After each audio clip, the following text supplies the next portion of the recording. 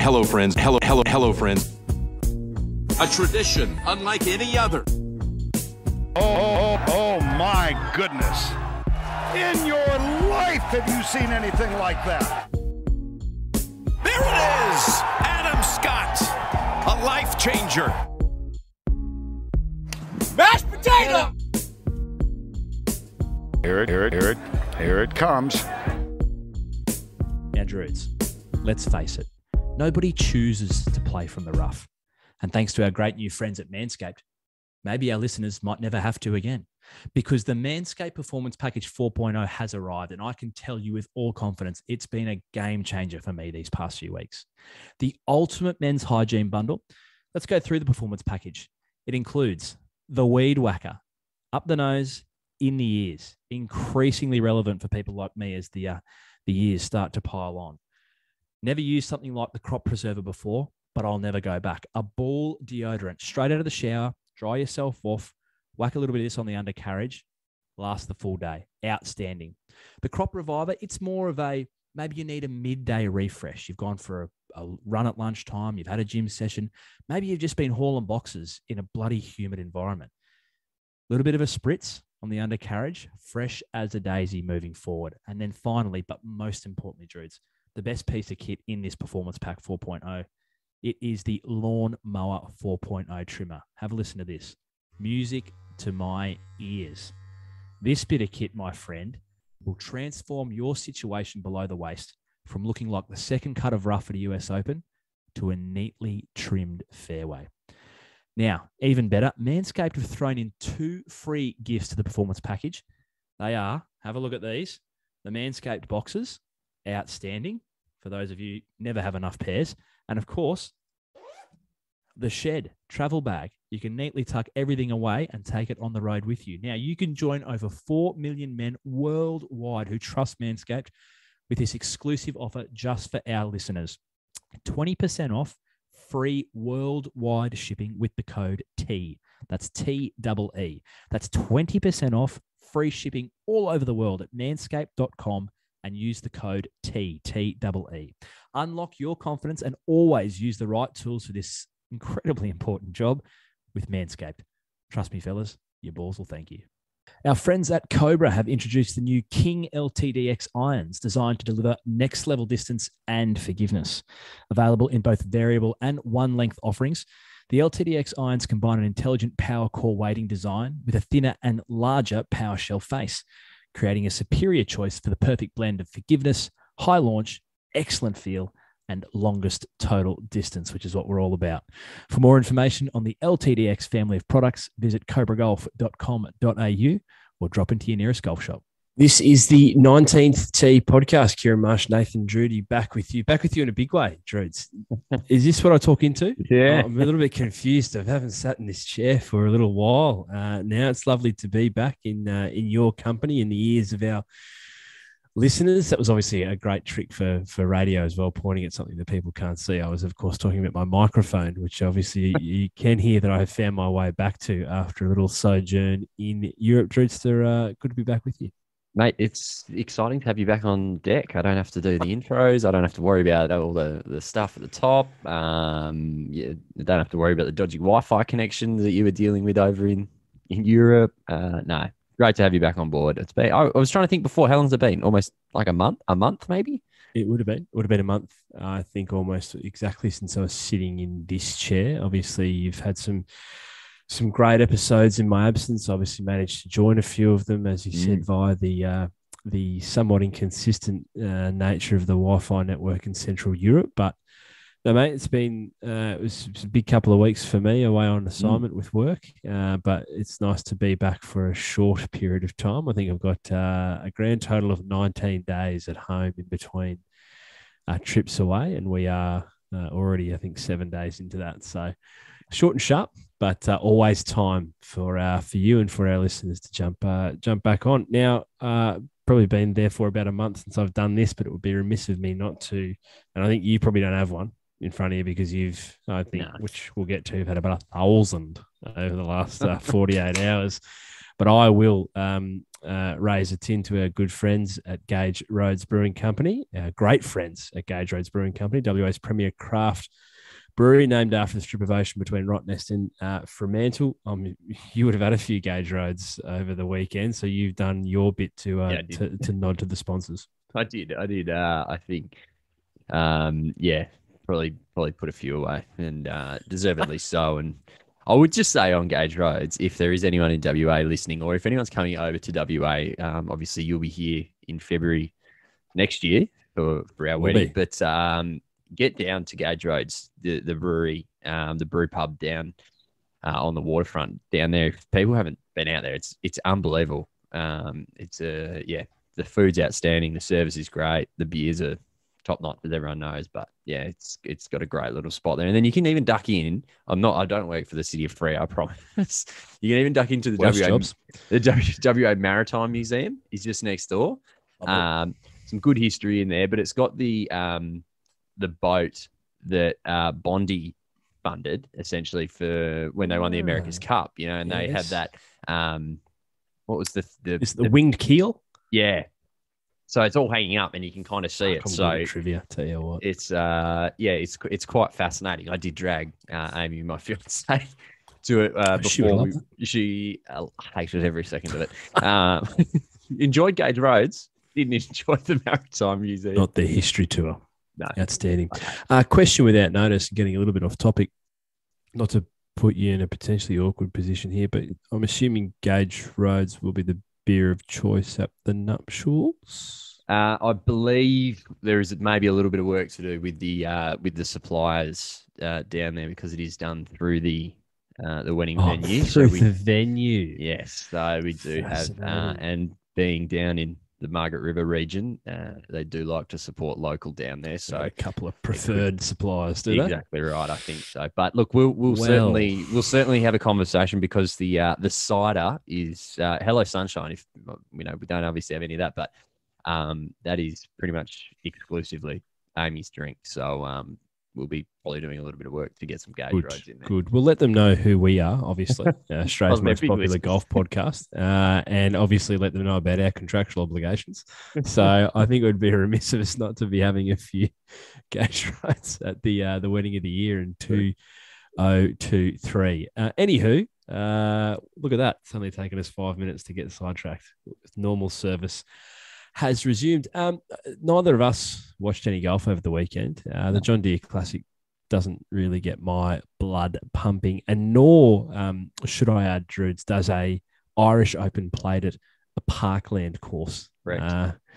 So the Irish Open was played at the Mount Juliet Estate, which for me beggars belief, given the remarkable abundance of some of the world's very best links courses dotted around the coastline of the Emerald Isle. They decided to take their National Open to a parkland course. So neither of us watched much golf over the weekend. What I will say is, obviously, we are now very much advanced down the path towards the 150th Open Championship at St Andrews, which you'll hear a comprehensive preview of in coming weeks. Of course, we committed, and I need to follow up. I committed. And I think, to be fair, he did as well. He may not remember it like that, but I'm fairly comfortable in saying that Jed Morgan committed to joining us from St Andrews at some stage in the Open Championship week. So I need to get on to organising that. What I will say is I've been buoyed, encouraged, in fact, some might say aroused by pitches out of Ireland subsequently after the Irish Open of some of the world's very best, some of my very favourite players getting out and about in the country to indulge themselves in said links courses. So first it was the pictures of Jordan Spieth playing Lahinch, which in terms of my golfing Venn diagram, let me tell you, the crossover between Jordan Spieth and Lahinch, that is a sweet little niche where I spend much of my time in my golfing dreams. Drewster, some very funny jokes went around the internet when vision of him hitting an approach shot off a fairway next to a goat, a literal goat. Now, a lot of people saying, "Oh, good to see Jordan getting around for a round with Tiger today." Brilliant. I only saw that about 1,000 times.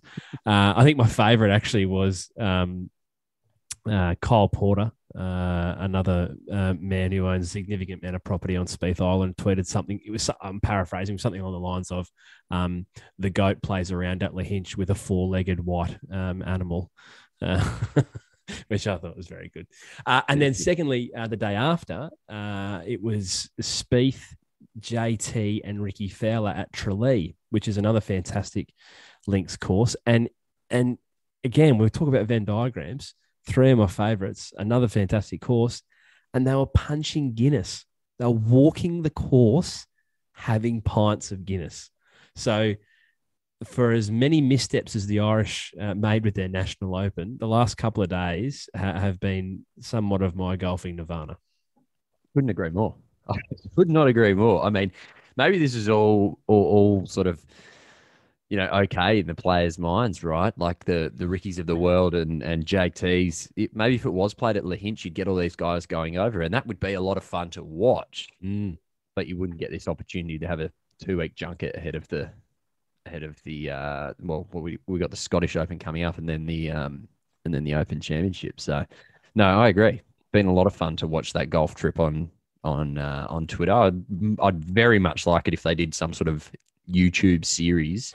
That would be enthralling. I wonder if the Netflix guys were following them. That would be good viewing. Yeah, interesting. For those who probably aren't aware, this is how closely I followed the Irish Open. I don't know if any of those guys were in the field. I don't think they were because they're all in the country for a Pro-Am, funnily enough, which started today at the Adair Manor, which you want to talk about Lux. Do yourselves a favour if you're not familiar with Adair Manor and Google it. It is hosting a Ryder Cup soon, I think. 20. Yeah, it's a ridiculous course. It is. I mean, I feel a little bit dirty because I've just given a few brickbats to the Irish for having an Irish Open at a parkland course, but Adair Manor is not a links course. It's inland, but it's a beautiful, beautiful course in Ireland, and it's hosting the JP McManus Pro-Am. Now, JP, I believe, is an Irish jockey of world fame. Like, he's a very, very famous man. And the Pro-Am is being hosted at Adair Manor, which they're all there for. So none of these guys turned up to the Irish Open. But they've all turned up to this Pro-Am being played at Adair Manor from today. So Jordan, Justin, Ricky, the great man Tiger turned up, looking very cold, I must say, and a little rigid and stiff. But yeah, so they're all in Ireland for this Pro-Am this week, and then of course, as you say, Scottish Open at the back end of the week, and then to St Andrews, which is fast approaching. The pictures from St Andrews look fantastic. Obviously, all the infrastructure is set up now. The closer we get, I think this is going to be a remarkably special major championship. I think that every so often, there are all majors every year, all four Droods are special, but every so often, I think one holds a little extra significance, and having the Open Championship for the 150th head back to the home of golf, with a number of different storylines heading in, I think, it's going to be a really special week.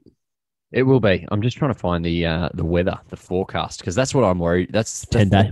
Yeah, that's all I want to know. How is what the weather's going to be, because last year, Royal St George's was pretty disappointing. Let's be honest. But looking ahead, 20% chance of rain. So it's pretty benign. It's only 20% chance of rain. So hopefully that increases. The wind looks pretty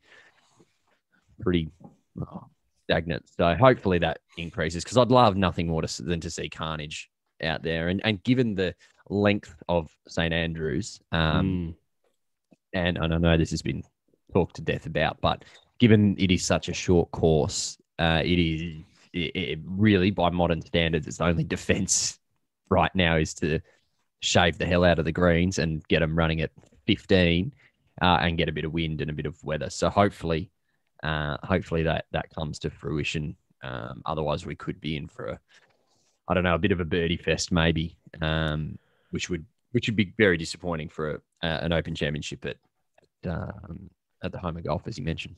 Yeah, I'm probably a little more optimistic in the course's ability to bare its teeth a little. I think that everything you read about that course is the fact that it changes every round you play on it. There's no two rounds the same based on the I suppose the nuance and particularly the fairways. No two lies the same. Very Augusta-like in that respect, but it's. Yeah, I mean, we'll have our preview show when it comes. I don't know that I've changed my mind on my tip, which I telegraphed about 3.5 months ago. But yeah, there's a lot of guys coming in form, which I think is fascinating in that context, and really interesting to see what, if any, bearing the Scottish Open has on that as well. Obviously, Minwoo Lee, the Australian, is the defending champion there in that tournament. And he'll be looking to obviously go back to back. But a lot of people really, their last go around, their last hit out before the Open Championship, really interesting to see how that plays out. It'll be a good tournament this weekend as well. In contrast, now I probably might let you lead a little bit on this because I've been a little bit out of the live golf loop, somewhat intentionally. And in retrospect, somewhat thankfully, we've now concluded the second event, the most recent one in Portland, in the States, which obviously brings its own element to it. We started in London at the first Invitational and then moving right into the backyard of the PGA Tour there in America brings about its own dimension to this story. But yeah, it's been fascinating to watch at an arm's length, Drew. Yeah, it is, and I mean, you could just go for hours on this and go round and round in circles. And look, my thoughts on it haven't really changed. I guess, it's starting to draw a competitive field now, and I think things are starting to move a lot quicker. I mean, I was keen to get your reaction. A man committing to the tour that you so dearly love in Abe Answer. Obviously, we didn't get the opportunity to break that down, but what's your thoughts on Abe heading over? It's tough because I do. I mean, I have a consistent and long held professed love for Abe. Probably the genesis of which was his performance at the President's Cup in 2019 at Royal Melbourne. And ever since, I think he's one of the most wildly underrated players on the tour. But yeah, I suppose he's probably in that tier of player who have an opportunity to be first through the door and make a bit of cash. And then, be in that group who probably give themselves a red-hot chance of winning week in, week out on these events, given the field. That's a $4 million paycheck every time we can notch up a win. So I don't know. I think, I'm disappointed because I think I'd like to see him remain on the best tour in the world. But increasingly, I think he's probably falling into the same category as most people here, where I don't begrudge them. I just won't really continue to be all that interested in what they do.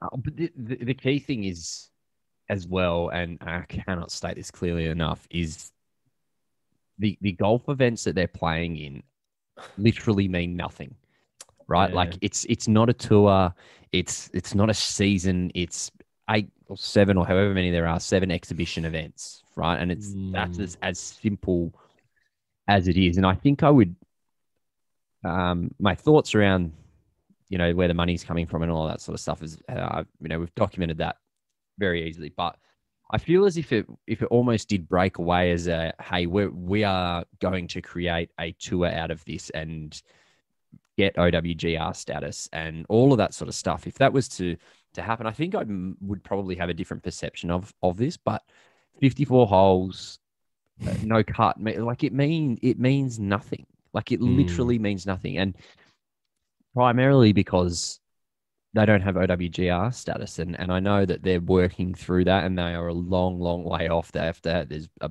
bunch of criteria in terms of feeder tours, and I don't know. There's a whole bunch of other 72 holes is the main thing that they need to tick, and they're not doing that right now. But yeah, it's I'm still baffled by it, and I'm still baffled by people on Twitter who just continue to think that this is good for the game of golf. I mean, I just, yeah, I don't get it. And look, we've said for years, like if the PGA Tour went down this route and turned their season into an 8-week season, like we'd be all over it. How good would that be? 8 weeks of the year, or double 16 weeks of the year, give us an opportunity to miss it.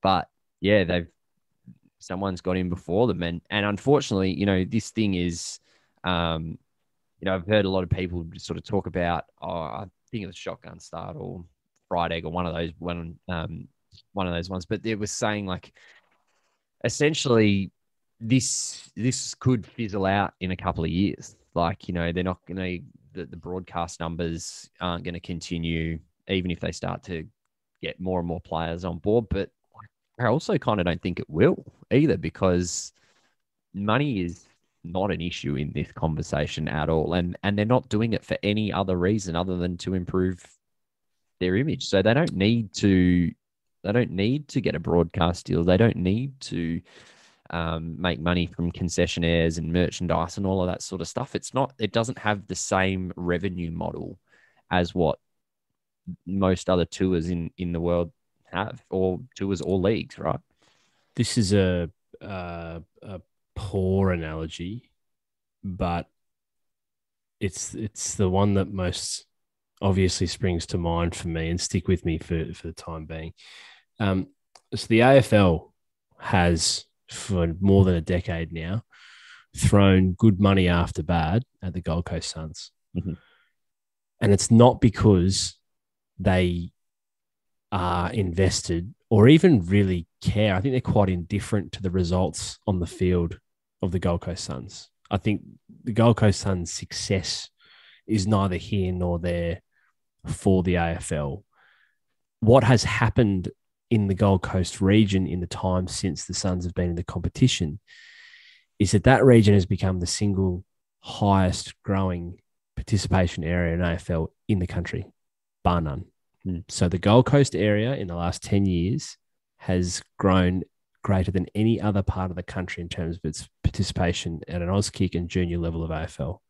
And that's exactly why they have spent the money that they've spent. Now, it's similar in the sense that the Saudis, I don't think, give two shits about what happens on the course. I truly don't. Yeah. But to your point, you'd be naive to think, I mean, that's the AFL and that's the Gold Coast, and they've had enough money to keep going for however long they've had. Like, these guys are literally sitting on a continent of oil. They are not going away, and they will spend as much money as is necessary. Pat Perez shot an 80 this week. He walked away with 150 grand as the last place getter, and then an additional, I don't know how much, just because he was on the winning team. He walked away with some stupid amount of money this week after shooting an 80. Money is not an issue. I saw another story this week. Pumpkin Ridge was the course in Portland that hosted the event over the weekend. There was a property across the road from the course, the owner of which had been approached some months ago to see if they would be open to renting their property for car parking for the event. And people, anti the Live Golf movement, anti the Saudis, had got in this property owner's ear and told them, what this was all about, and kind of advised them to refuse. And that's what the property owner did. Said, no, thanks, I'm not interested. Lo and behold, some weeks later, an anonymous offer of $2 million on that landowner's piece of property came in, well over like 3, 4, 5 times the market rate. And what do you think the landowner did? Accepted it. And what did it end up being this week? Parking across the road from Pumpkin Ridge. Yeah. So they'll spend $2 million to get a parking lot across the road from from a course. Money is not an issue. And so it will be the only thing that sustains them between now and then, because they have to pay these guys. To your point, there's nothing else in it, but they have the reserves and the cash to do it. And I think that's the scary thing, right? Like, what's that they will simply want to outlast. That's all they'll be interested in doing, is just, you think you can outlast us, we'll just go a minute longer than you, an hour longer than you. That doesn't matter. We'll just go longer because we can, because we have the cash to. Yeah. And I think I didn't know that story. So it's great that you've brought that up. But like, I think it goes to show as well that everyone, we've obviously made our thoughts very clear, but it goes to show that when push comes to shove, there is a level of consideration, right? That this guy's gone, no, I'm not taking the money. And then they've come in at 5 times overs or whatever. And he's gone, well, Jesus, this is pretty phenomenal, right? It's life-changing. Money talks. It would be, and we've said this before, it would be no different if for whatever reason they came and said, we want to buy your podcast for $20 million. And we go, Jesus, mate, like, we never have to work another day in our life again. But Correct. the back of your head, you've always got to consider that where that money's come from, right? And that's the balance that I think these guys are, they're not really, that I don't think that they can separate in their head, and maybe they can. And, a big part of the press conferences and everything that is it's just contrition and crap at the moment, right? Like, they're worthless times because the players have all been worded up to say exactly what they, what Liv wants, and obviously what the Saudi, the PIF, what they all want as well. So, I thought that, like, it's just, there's so many different bizarre things that are going on with it at the moment, and it's only going to get stronger. They're only going to attract more players as they continue to. And when, I think there's two big events that I think will happen in terms of either Liv progressing to being something more than it already is. The first is getting OWGR status, because if players go over and then ultimately get banned from PGA Tour or DP World Tour or whatever it might be, then they obviously not going to get status to compete in majors. And if majors are the be all and end all of what these players want to play, and look, some players might not be them, right? Like, I couldn't tell you. I was on the website before. Turk Pettit, never heard of him. I'm sure he wants to win a major, but he's probably not going to win one, right? So he's off getting his cash and he's going to start in one. So. Exactly right. So if they don't get OWGR status, I think that's going to hurt. And I think just on that, you touched on it previously, but I don't think we should gloss over it. I was listening, and credit where it's due, the guys at No Laying Up did a great job at kind of breaking down the OWGR implications, and it shouldn't be understated. So right now, it's a non-compliant league because of a variety of reasons, as you said. 54 holes. The OWGR doesn't recognise or sanction 54-hole events. You have to have a minimum of 14 events. Sorry, no, a minimum of 10 events a year on your tour or league to be recognised. They've got 8 this year, but they're moving to 14 next year. So say they meet those and the other requirements that they need to be compliant. There's then usually a 12-month waiting period for you to remain compliant across the course of that 12 months before you start to issue points.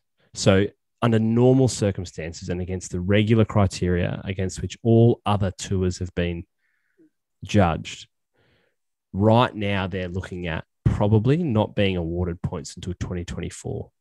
Now, obviously, that's subject to change, and as we've heard, money talks, and you never know what might happen. But say that's what happens, right? Say that actually they don't start awarding OWGR points until 2024.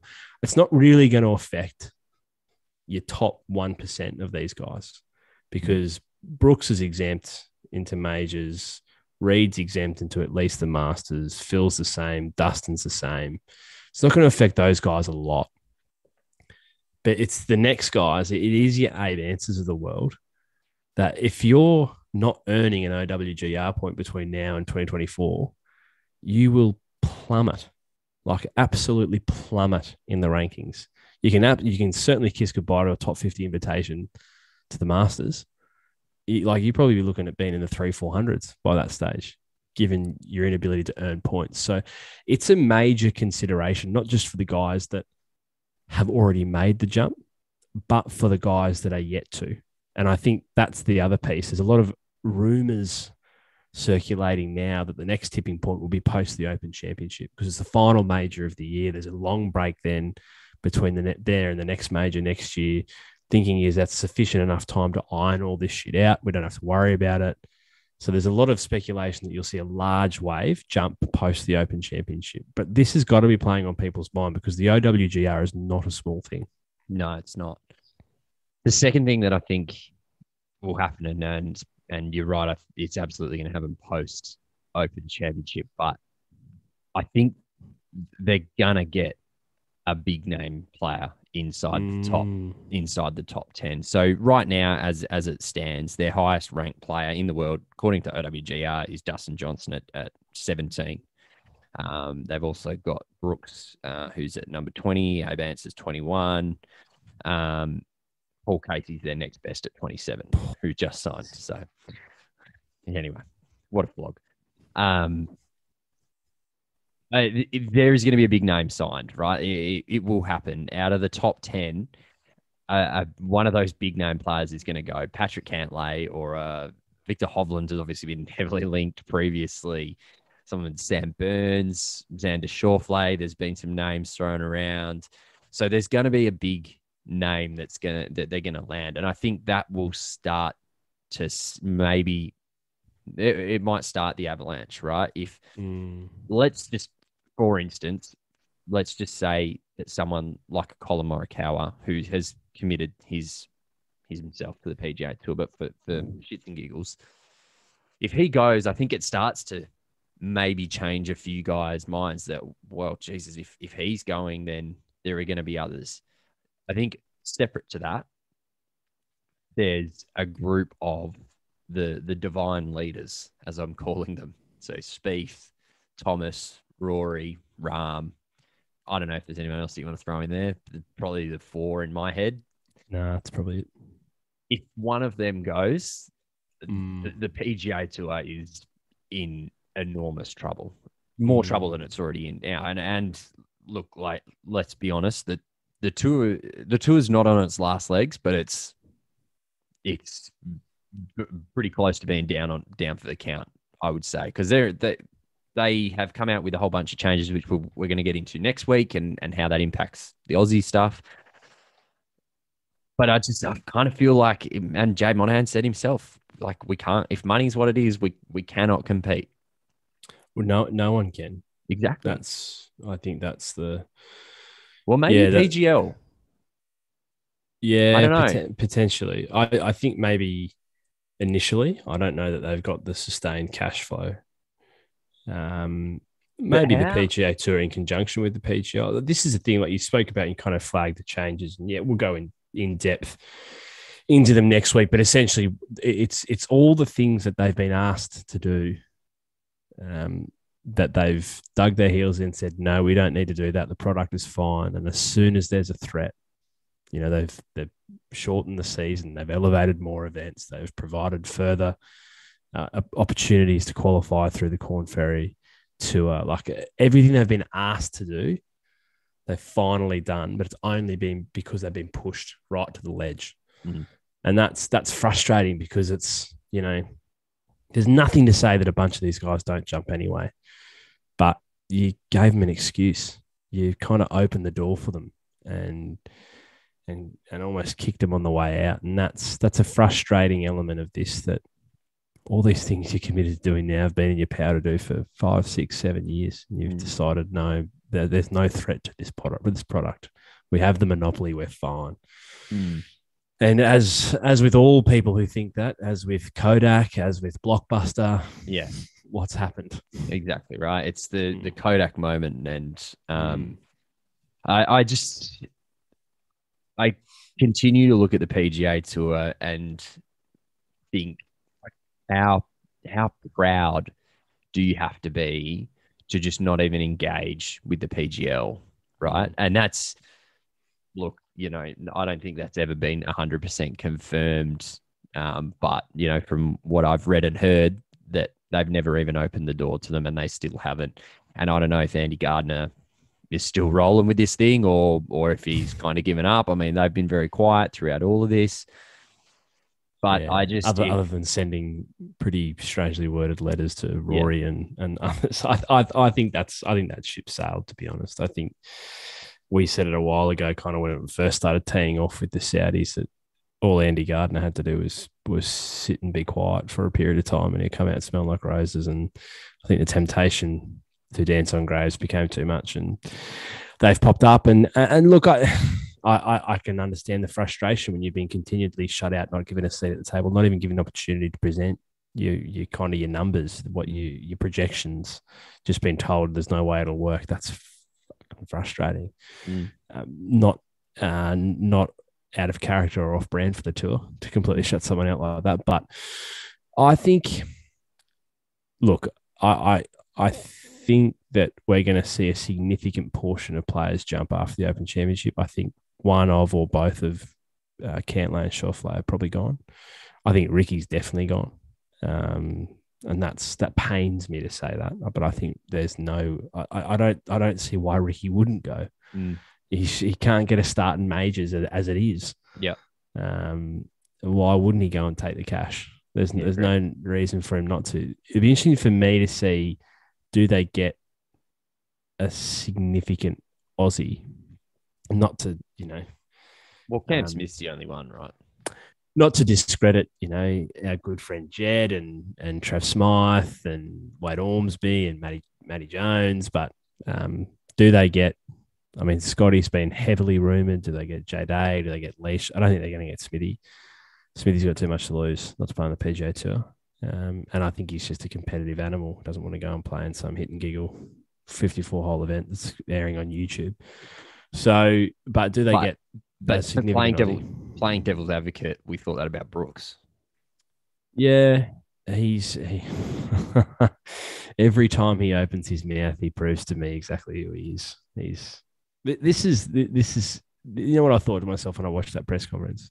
Other than what a child you are, you are actually a child. My 3-year-old has thrown lesser tantrums than the one that you threw in front of a packed press hall, and sitting there with Bryson and Pat Reed. And I looked at that, and my overwhelming thought, I've been a little reticent to use the word disappointed because it's loaded, but I have been a little disappointed by the reaction of some people in Australia about this tour. And I don't know if it's out of loyalty to Greg Norman or it's out of spite because we haven't had an event come this way in, some time. But like people welcoming, this is, to your point earlier, is a fantastic thing for the game, as an innovative new way to look at golf. I think a lot of it too is out of the, in my opinion, somewhat naive hope that Liv will bring an event here. But if that's the case, like I looked at it, I was like, nah, I'd rather not, thanks. I'd rather not go and watch this shit with Brooks and Bryson and Pat Reed carrying on the way that they like. I'd rather us spend our time, as we've said countless times in this podcast, invest our money back in our events over the summer and make them what they can be for guys who actually are in it for the right reasons. Because if we had Brooks fly all the way out here and give a press conference before an event like the one he gave the other day and like care less about being here, no thanks. I'd rather not. Yeah, I think when you're obviously in Europe and Dave stepped in and he sort of said, like, if they bought an event to Lake Karrinyup, would you go? And I was kind of like, yeah, I'd probably go and check it out. But I think having watched that press conference again and now, because there was something, I don't know what the right word is. There was something quite unique about watching just a field of guys that no one really knew in that first event. And I only watched half an hour of the first day. But it was something like, I've never heard of this guy before, but also it's such a shitty field. We're also kind of like this because I'm learning about some Thai kid that I've never heard of. So I'd probably go and watch it. But now I think that you're getting guys who are just I think they're arrogant. I think they're just given a media line that they have to roll out every time. And yeah, it's garbage. Like there's just so much shit that guys are dishing out in these press conferences. And I haven't had a chance to listen to No Laying Up's episode with Justin Thomas, but I believe it was outstanding. And I did read a quote though where he was talking just like he would have so much more respect for people if they just came out and said that they did it for the money. And I wholeheartedly agree. Instead of like pissing on my leg and telling me it's rainwater, right? Like, so it's. You literally stole the words I was actually going to say. Stop pissing on my leg and tell me it's raining.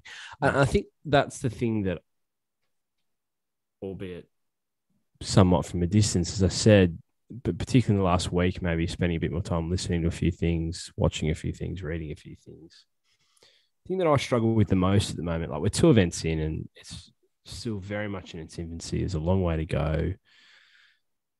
But I'm torn because I don't begrudge, and I'm somewhat happy for guys like Travis Smythe that he's getting an opportunity to play in something that's garnering a fair bit of attention. More importantly, that he's getting an opportunity to earn.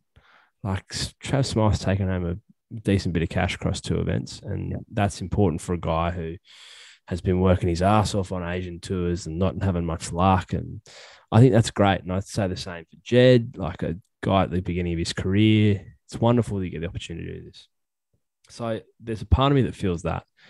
There's also a part of me that's like, stop ramming it down our throats. Stop trying to be cute. Like Greg Norman all up everyone's ass on Twitter, quote tweeting anyone who pays half a compliment to the tournament, saying, "Oh, welcome on board, welcome to the revolution." Like, fuck off. Yeah. Honestly, did you see Taylor Gooch say that I haven't played in a President's Cup or a Ryder Cup, but I can't imagine it feels much different to this. This is the victory interview that he did after his team. I think it was the Aces won the second event. He's on. It wasn't even the 18th green because it's fucking shotgun starts. I don't even know where they're finishing because it could have been anywhere where he's standing, and they won. He's standing there with DJ and I can't remember the other 2 on his team. And he literally said that. He literally said, "I've not played in a Ryder Cup or a President's Cup, but I can't imagine the atmosphere or this feeling after winning is much different." Like, stop being so cute. It's absolute rubbish. There's like max 1,000. There was more people at the Pro-Am today to see Tiger tee off at Adair Manor in a Monday Pro-Am than there was at your event across the 4 days cumulatively. So, like, stop trying to tell me it's something that it isn't. Yeah. And that it's pissing me off because like everyone down to even the fucking commentators hyping it up like it's a major. Like, guys, let's just be honest. Let's be real about what. And I think Pat Perez, to his credit, is one of the only ones who's come out and said, yeah, it was offer too good to refuse. Like, why wouldn't I set myself up for the rest of my life like this? In fair, Bryson I think he called it a good business deal from memory, something like that. Yeah. Like at least that's like, hey, I'm getting paid to be here. And I get frustrated when I see the same bullshit that you're alluding to there. Like, Hey Bancer got slaughtered online because he was like, I could spend more time with my family, and like he don't have any children, girlfriend, wife, or kids, right? So, yeah. Look, and yeah, we could just get into it so much, but we best save something for next week. I think for me, it's like this is one of those things, right? Somewhere along the line, we need to acknowledge that it's probably not made for us. Like what they're trying to do is a different product, and I think we probably need to get to a point where we acknowledge that there's an element of that to it. So it's never going to please us because it's not really made for us. But I think ultimately, if you enjoy it, great. Watch it, consume it for as long as it's free. Who knows where that goes from a broadcast perspective, if it ever goes anywhere else other than YouTube. Just don't sit there and tell me that it's good, like it's good for the game. It isn't. Like there's no part of it other than, as I said, guys like Travis and Jed and your unknown Thai mate having an opportunity to put a bit of cash in the account. That's wonderful. I think that's great. There's no other part of this that is good for the game. Yeah. I don't see it. I don't see some hit and giggle 54-hole event funded by a murderous regime as good for the game. Now, people will listen to that, call me a wowser, call me woke, call me whatever you like, but do not sit here and tell me it's good for the game. And definitely do not sit here and tell me it's exciting for Australian golf, because that is a crock of shit. Look, I've said it before, and I'll continue to say it. Like the people who will then sit there and say to you, well, you use an iPhone that takes parts from Saudi Arabia or whatever. like if you, and I said this to Dave when he was on, if you cannot separate in your head being paid by the Saudi Arabian government, because you are not being paid by Live Golf, like, let's get this very fucking clear. Yeah. You are not being paid by Live Golf. You're being paid by the Public Investment Fund of Saudi Arabia to play and compete in a sports washing competition, right? If you can't separate that from me using an iPhone, I don't know. That's on you, buddy, right? Secondly, to your point, I'm finding a lot that I'm trying not to engage on social media around any of this, or even read it, because I'm finding Live fans, and as you say, if you want to get around this, if you want to go and buy all the merchandise of the Fireballs or whatever, Niblix or whatever it's called, go for your life. Like be the Live's biggest fan. But it's a lot like veganism, right? Like when you meet a vegan, they'll tell you straight away, right? Hey, guess what? I'm a vegan. Yeah. Whereas on social media, it's almost like, in the bio that you've got to have Live fan, right? Don't go and enjoy it.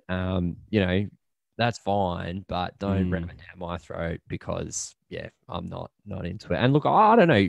I'd really love to do maybe a survey again to our audience to see what their thoughts are. And I think there's a lot of rusted on people who have listened to this that would probably share our thoughts. But I think there's also a good percentage of people that maybe see this as an opportunity for Australian golf to bring a big event here, and not bring a big event, bring an event here, and get these guys down to Australia, and it would generate a lot of media coverage. And maybe that's, I don't know, maybe that's what it is. But I think the big, and we're getting into next week's episode now, but the big crux and big crossroads for Australian golf right now is this additional or this event that is going to rotate through Oceania/Asia on the PGA Tour,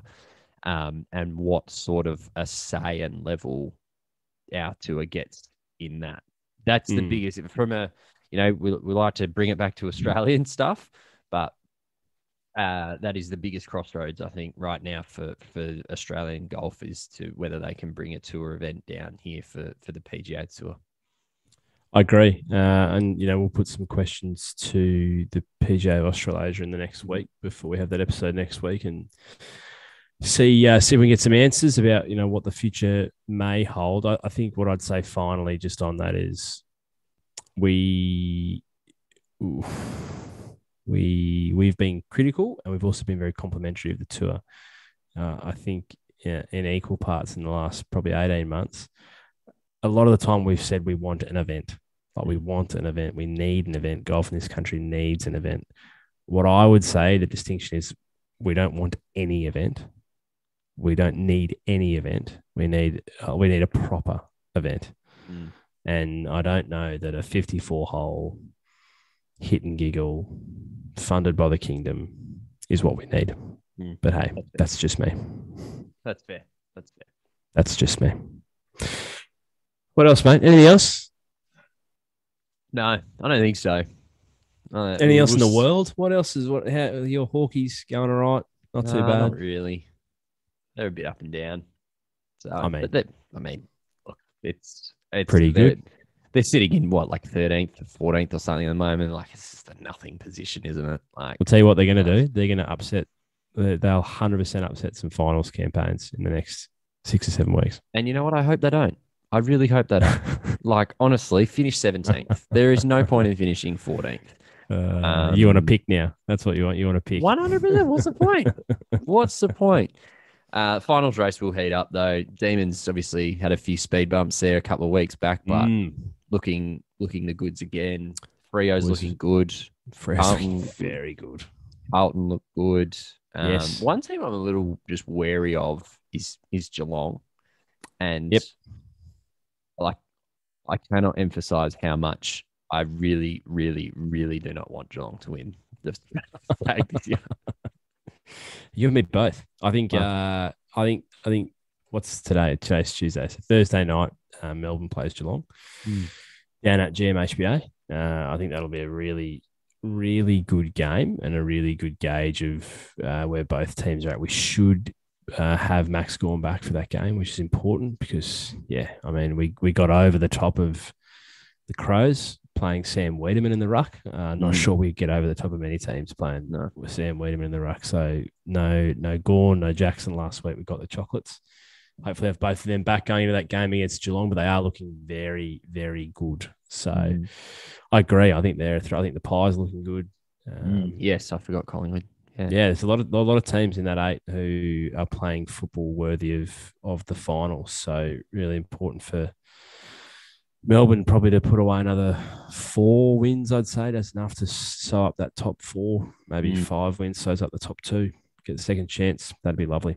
Absolutely. That would be lovely. That'd be hard to beat if they finish in the top 2, I'd suggest, particularly given, obviously, they get a home grand final if they... Well, we're not going to have to travel across the other side of the country for prelims and home grannies. So correct. I have already booked my flights and accommodation for grand final weekend. So I hope that's not a moz. I did it pretty much exactly the same time last year. So got an exceptional deal, return flights and a little apartment there for 2 nights in Richmond. So I had to get in and get it done, but we shall see. We shall see if I'm actually going to watch the D's on the last Saturday in September. It'll be good nonetheless, mate. It will be. It'll be a grand final weekend. I've never done one in Melbourne, so regardless of what happens, it'll be great. But obviously, you want to be there when your team's there. So absolutely, you do. It is good fun. I think that's about it, mate. I think so.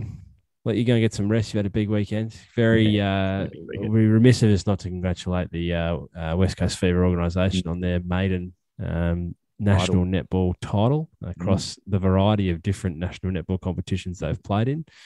You and I have both spent some time with that club. You considerably longer than I have, and you dipped out about 2 months before we got the chocolates, which I think I was thinking about it over the weekend. Probably perfect. You got to get to go there, experience it, have no responsibilities or obligations on the day other than enjoying the actual game and then the subsequent celebrations. So. I did, mate, and I alluded to it at the top, but the gauge roads. I didn't think I had a nervous tick in me, but it turns out that drinking beers is my nervous tick. I was just absolutely pounding through the beers. And sort of with about 90 seconds to go, I knew that they were up and they weren't going to lose. And then the subsequent celebrations were long into the wee hours of the morning, which was fun. And fortunately, I'd booked a day off yesterday to recover, and then the awards night last night. So it was good. It was good 48 hours. So look, WA's got around it as well, which is really nice. So excellent. That's always good to see. Excellent. Well, we are a far cry from those one winner season years back at HBF. Stadium there in the hot box with 2,500 other people. But big congrats, especially I think I was thinking of today. I think the person who I'm most happy for is Courtney Bruce, who he has had an extremely long stint at that club. Just a bloody good human being, and has experienced probably the lowest of lows with that club, and now is its first ever premiership winning captain, which is just awesome. Of course, she thoroughly deserves it. So it's a big week for WA sport, headlined by the team in green, which is excellent. So good on you, Dreads. It's been good to be back. We'll be back next week. We might do a little bit of a wrap of the Scottish Open. Obviously, we talk about all those major implications as they fall for Australian golf with these changes, and then obviously we are just a week away then from our preview show of the 150th Open Championship from St Andrews. So lots of exciting stuff to come. We'll be back with you soon.